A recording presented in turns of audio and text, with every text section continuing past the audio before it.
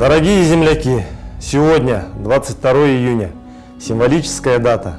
В далеком 1941 году к западным границам нашей Родины подошел фашизм, с которыми наши с вами отцы и деды сражались долгие 4 года. В настоящее время вооруженными силами Российской Федерации проводится специальная военная операция на территории Луганской, Донецкой народных республик и Украины, защищая жителей Донбасса и граждан России от неонацистов. И мы гордимся их мужеством и героизмом, которые они проявляют в ходе специальной операции.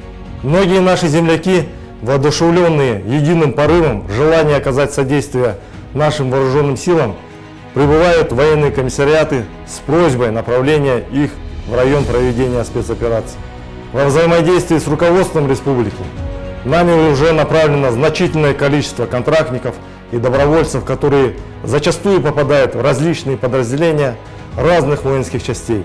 В целях объединения и централизованного обеспечения наших военнослужащих всем необходимым принято решение о создании калмыцкого подразделения, формирование которого поддержало Министерство обороны Российской Федерации. Мы считаем своим долгом обеспечить наших ребят всем необходимым.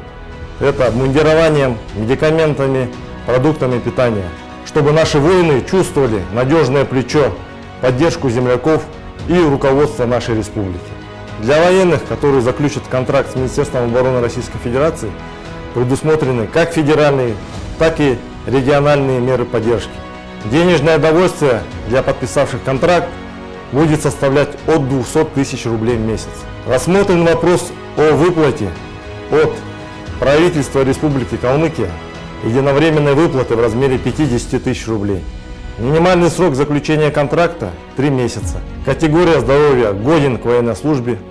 Возраст от 18 до 50 лет, имеющий опыт военной службы. В числе преференций – это сохранение рабочего места на период выполнения задач в районе специальной военной операции, предоставление кредитных каникул по финансовым обязательствам, а для детей военнослужащих – поступление на льготных условиях в высшие учебные заведения страны. Централизация под одним воинским именным подразделением позволит взять полное шефство над нашими земляками, качественно и своевременно обеспечивать всем необходимым, позволит нам оперативно реагировать на возникающие вопросы и потребности. Вместе мы победим!